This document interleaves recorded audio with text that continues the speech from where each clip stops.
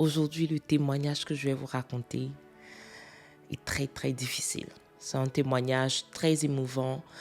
Peut-être même vous aurez besoin de mouchoirs. Si vous avez des mouchoirs à côté de vous, prenez parce que ce témoignage-là, quand je l'ai découvert, ça m'a fait chaud au cœur. J'ai même coulé des larmes quand je lisais.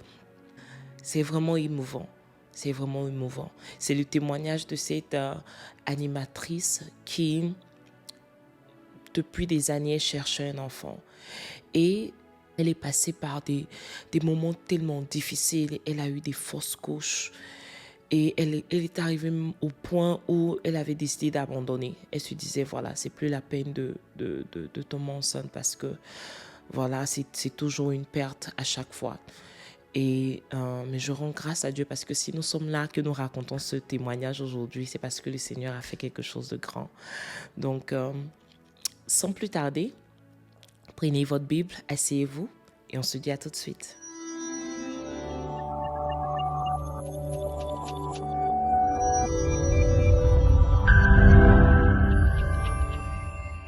Bonjour, bonjour, salut chez vous, j'espère que vous allez bien. Moi, ça va très très bien par la grâce de Dieu. Bienvenue à votre nouvel épisode témoignage et faveur divine. Si vous êtes nouveau sur ma chaîne, bienvenue. Mon nom c'est Nawa Bokeh et c'est toujours un plaisir pour moi de partager avec vous un témoignage très très édifiant. Donc n'oubliez pas de vous abonner, de me laisser des commentaires et aussi d'activer la cloche de notification pour ne manquer aucune de mes vidéos. Déposons nos valises en Côte d'Ivoire, plus précisément à Abidjan. Et c'est le témoignage de cette célèbre animatrice nommée Naomi Alafé. Naomi adorait les enfants. Elle aimait beaucoup les enfants. Et son plus grand désir, c'était d'en avoir au moins 2. Un garçon et une fille. Et c'est toujours, c'est un peu le rêve des femmes. Quand on se marie, on a déjà le nombre d'enfants qu'on veut faire. Deux fois même, on a déjà les noms de nos enfants et tout. Et c'était le cas de Naomi. Voilà, et elle aspirait à avoir des enfants parce qu'elle aimait beaucoup les enfants. Et malheureusement, son utérus était trop faible pour porter des enfants jusqu'à terme. C'est ce que les docteurs lui avaient dit. Et chaque fois qu'elle tombait enceinte, il fallait qu'elle fasse un séclage. Le séclage, c'est une procédure médicale. Les docteurs mettent un anneau à l'utérus, autour de l'utérus pour prévenir les fausses couches. Voilà, c'est-à-dire ils ferment ton utérus juste pour que l'enfant puisse rester là-dedans et ne sorte pas jusqu'à terme. Donc, ce qui veut dire qu'à chaque fois qu'elle était enceinte, elle devait être à l'hôpital et passer des jours à l'hôpital, même des mois à l'hôpital et tout. On lui faisait ce séclage-là et elle était toujours malade. Elle était malade même quand elle était enceinte. Et je dis malade, ça va au-delà même des symptômes. Parce que je sais que quand tu es enceinte, tu as toujours des symptômes, tu ne te sens pas bien. Mais elle était hospitalisée. Et elle devait passer par tellement de procédures quand elle était enceinte. Et à chaque fois, elle rentrait à la maison sans enfant. Parce que l'enfant, elle faisait des fausses couches ou même l'enfant mourait. C'était devenu tellement difficile pour elle. Et pour ajouter même à sa tristesse, les gens commençaient à lui poser des questions. « Oh, tu t'es mariée, quand est-ce que tu auras un enfant? Quand est-ce que l'enfant va venir ?» Et c'est dommage vraiment, parce que jusqu'à nos jours, on a toujours ça. Des femmes qui ne peuvent pas avoir des enfants ou bien même qui souffrent pour avoir des enfants et quand elles sortent, des gens vont lui demander, voilà, quand est-ce que tu as ton enfant? Depuis là, tu es mariée, où est l'enfant? Où est l'enfant? C'est vraiment, c'est désolant quoi, qu'il y a encore des personnes qui le font. Donc, si tu es dans ce cas, si toi, tu es là à toujours demander quand est-ce que les gens auront des enfants, arrête ça parce que tu ne sais pas par quoi ces personnes-là sont en train de passer. Donc, Naomi, comme je l'ai dit, les gens lui demandaient, voilà, quand est-ce que tu vas avoir des enfants et tout. Et comme je l'ai dit auparavant, c'est une grande animatrice et tout. Donc, tout le monde la connaissait. toute la Côte d'Ivoire la connaissait. Donc, toute la Côte d'Ivoire avait vu qu'elle était mariée et sur les réseaux sociaux, tout le monde se demandait, voilà, quand est-ce que tu vas avoir ton enfant et tout. Et c'était vraiment devenu très difficile pour elle. Je vais vous dire le nombre de fausses couches un peu plus tard dans la vidéo. Voilà que un jour, son patron l'appelle et il lui dit, voilà, tu vas commencer à animer une émission dénommée Wozo. C'est une émission d'enfants. Une émission de vacances où les enfants se réunissent et ils font des jeux, ils font des ballets et tout. C'était près de 4000, 5000 enfants et tout. Et on l'avait choisi, elle, pour pouvoir animer cette émission. Au début, elle était contente parce qu'elle aimait les enfants, mais ça commençait à être difficile parce qu'elle finit de s'occuper de tous ces enfants, animer cette émission. Les enfants étaient contents, mais la nuit, elle rentrait à la maison chez elle seule. Elle ne rentrait pas avec ses enfants. Ses enfants la retournaient dans les familles. Donc, elle était toujours seule et ça devenait un fardeau pour elle. Et là, elle allait voir ses patrons. Elle a dit à ses patrons, voilà, moi, je ne peux pas faire cette émission encore parce que c'est trop pénible. Il ne savait pas vraiment par quoi elle passait. Il ne connaissait pas sa situation, mais elle le savait tout au fond d'elle que, voilà, je ne peux pas m'occuper des enfants des autres. C'est trop pénible pour moi. Et elle a fait part de ça à son patron. Mais son patron qui la trouvait très talentueuse et elle était à son poste, quoi. Elle était très bonne dans cette émission. Donc, il disait non. Ses patrons lui ont dit non, on te garde, il faut que tu restes parce que tu es très bonne, on ne sait pas qui on va choisir, on ne peut pas choisir une autre personne pour te remplacer. Donc, tu vas continuer dans cette émission. Donc là, elle continuait à animer l'émission et tout. Elle rentrait toujours à la maison très triste parce que, comme je l'ai dit, elle rentrait seule et elle n'avait toujours pas d'enfant. À côté, elle faisait des traitements, toujours des traitements approfondis pour avoir un enfant. Et jusque-là, Naomi avait fait un total de 7 fausses couches. Et 2 enfants qui sont nés, mais qui ne sont pas restés. Ils sont morts après 3 et 7 jours de leur naissance. Donc au total, elle avait fait 9 grossesses sans enfants.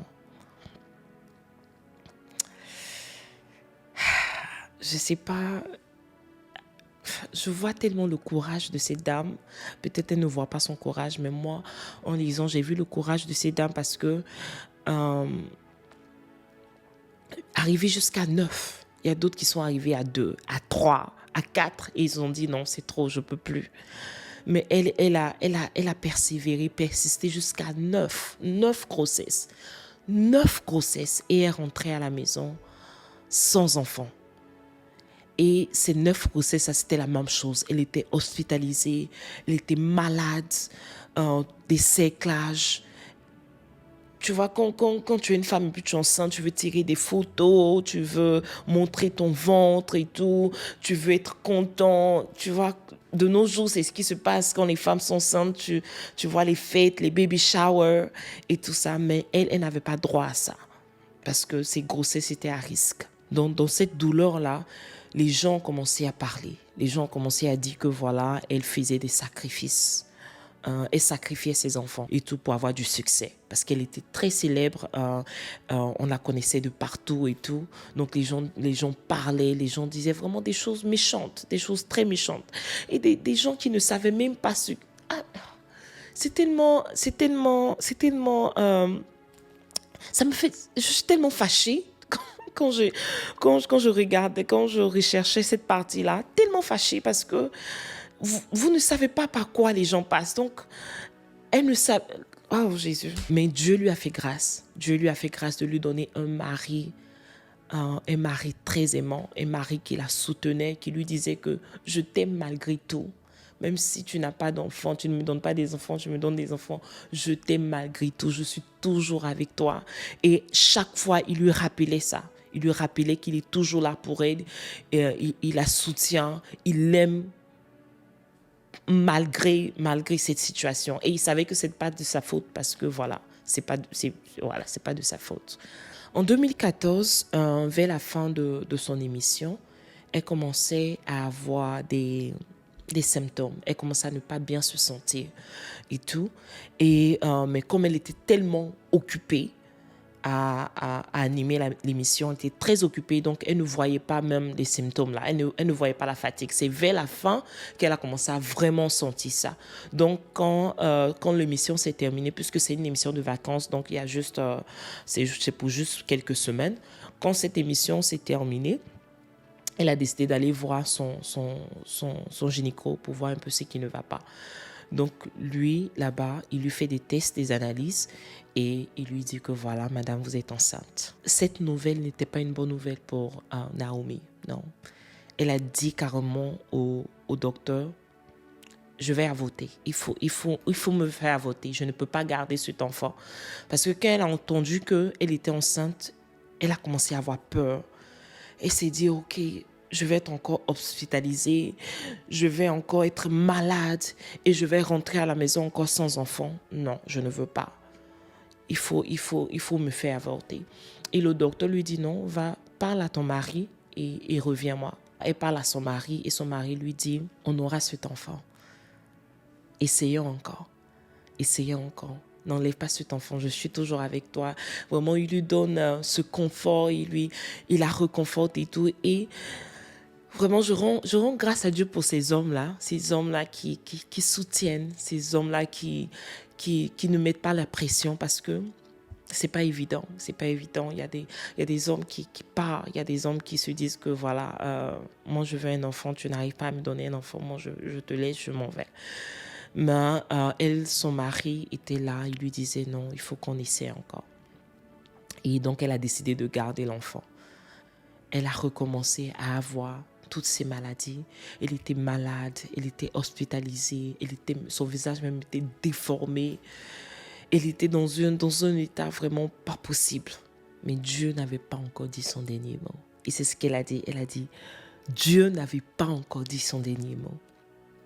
Ses amis plus proches ont commencé à prier. Ils ont commencé à faire des moments de prière pour elle, intercéder pour elle, prier vraiment. Ils disaient, Seigneur, il faut que cet enfant-là vienne. Il faut que cette fois-ci-là, 10e grossesse, non. Ses amis ont commencé à prier, ses parents, sa famille a commencé à prier vraiment pour qu'elle puisse avoir cet enfant-là. Et le Seigneur vraiment s'est manifesté. Il a écouté leur prière. Elle était maintenant, on dira, à 7-8 mois de grossesse. Les docteurs lui ont dit qu'il fallait que l'enfant vienne. Il fallait qu'elle accouche parce que sa santé était très, très mauvaise. Mais comme elle était dans des conditions vraiment très pénibles, les docteurs lui ont dit que il n'y avait pas vraiment d'hôpitaux en Côte d'Ivoire pour pouvoir faire venir l'enfant dans cet état-là. Donc, il fallait qu'elle parte dans un autre pays, il fallait qu'elle parte en France.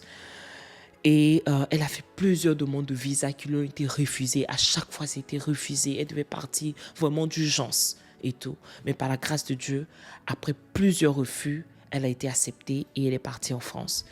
Et encore, Dieu qui a fait un miracle où son gynéco qui la suivait en Côte d'Ivoire devait faire une formation en France.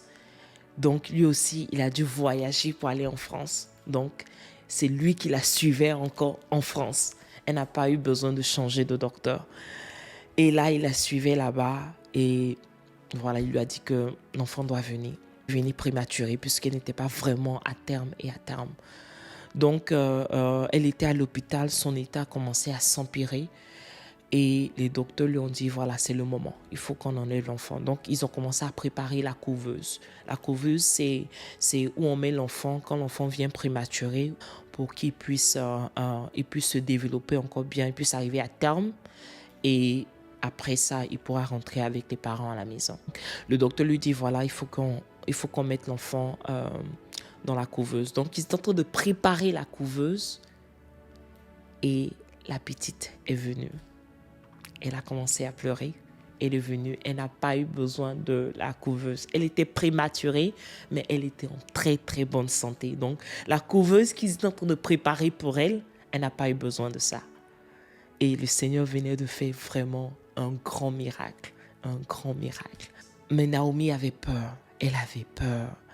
Elle a demandé au docteur de s'assurer que l'enfant va bien, de s'assurer que l'enfant est en bonne santé et tout. Quand même les docteurs lui ont dit c'est le moment de rentrer à la maison, tu peux rentrer avec ton enfant. Elle disait non, regardez encore, soyez sûr qu'elle est bien parce qu'elle avait peur de rentrer avec l'enfant et l'enfant peut-être allait mourir comme ses deux autres enfants. Et le docteur lui a dit non, l'enfant va bien, tu peux rentrer. Et là, c'était la première fois, après 9 grossesses, sans enfants, 7 fausses couches, 2 enfants qui sont morts à la naissance. Elle venait de rentrer à la maison avec sa fille.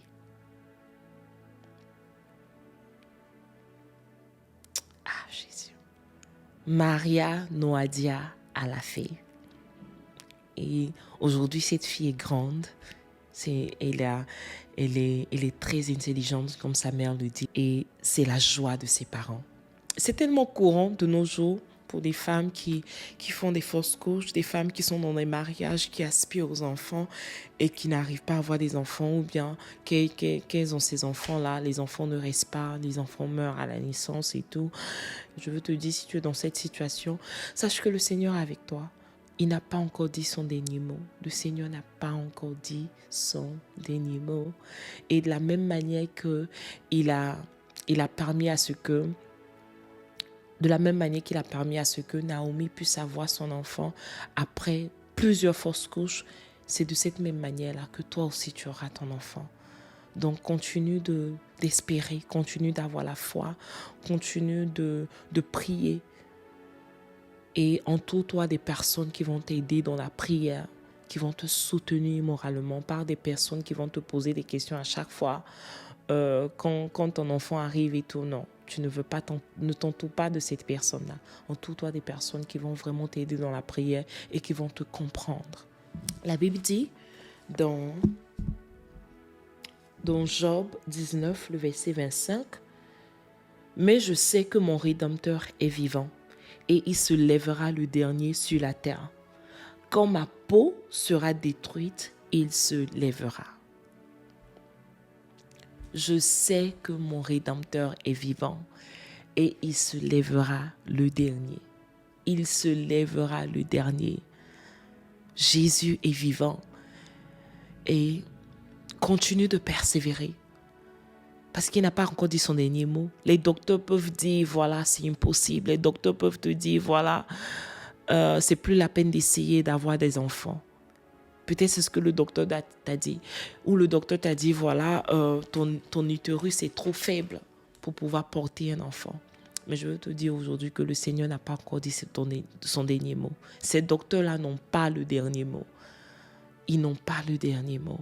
Job passait par des moments difficiles. Le Seigneur l'avait mis à l'épreuve. Le diable lui a pris tout. Et il lui a donné une maladie aussi grave et tout ça. Mais Job a dit, je sais que mon Rédempteur est vivant et il se lèvera en dernier. Jésus se lèvera en dernier. Vraiment, je prie pour toi qui m'écoutes. Je prie vraiment que le Seigneur guérisse d'abord ton cœur brisé. Ce cœur qui a été brisé à cause de beaucoup de fausses couches. Ce cœur qui a été brisé à cause des maladies et tout. Actuellement, tu es au point où tu n'arrives même pas à reconstituer ton cœur parce que tu n'as plus d'espoir. Je veux te dire d'avoir de l'espoir parce que Jésus n'a pas encore dit son dernier mot. Il t'aime. Il t'aime et il est toujours avec toi. Il t'aime et au moment où tu t'attends le moins, c'est là que tu verras la gloire de Dieu dans ta vie. Il est là, il t'écoute. Il prépare le moment pour toi. Toi, cette femme qui veut un enfant, cette femme qui aspire à un enfant, cette femme qui a fait peut-être plusieurs fausses couches. Sache que Jésus n'a pas encore dit son dernier mot dans ta vie. Et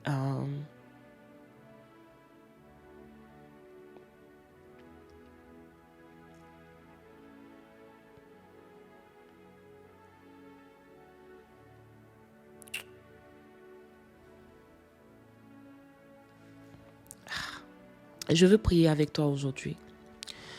Seigneur, je te prie pour ta fille. Seigneur, il n'y a rien que tu puisses faire. Ce que tu as fait pour Naomi, tu le feras aussi pour elle. Je te prie pour ses entrailles. Que toi, l'Éternel qui a le dernier mot, Éternel, dis ton dernier mot. Permets à ce que cette femme-là puisse donner naissance.